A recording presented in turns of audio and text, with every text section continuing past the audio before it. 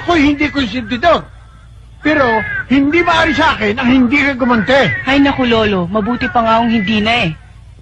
Selly, ginagawa mo yatang bakla ang apo ko. Teka. Ito'y minana ko pa sa akin, Lolo. Ipagkakalog ko na siya ito. Ingatan mo siya at iingatan ka. Ito'y Santo Niñong walang likod. May agimato ba yan? Ewan ko.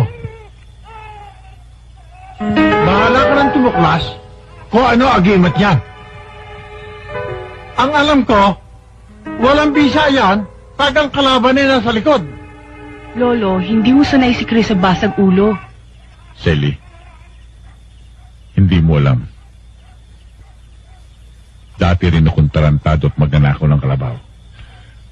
Kaya kilala ko ang lahat, ang mga barako. Mga kilabot dito sa atin sa Cavite. Pero mula lang ako'y mapakasal sa iyo. Nagbagong buhay na ako. Umiiwas sa gulo. Naging duwag. Kahit ay sumasala sa oras. At walang ibili ng gatas ng bata. Hindi ako nakaisip ng gumawa ng masama. Dahil sa gusto ko kayong buhayin ng malinis at marangal. At hindi mo ko'y kaya sa kapwa-guru mo. Selly.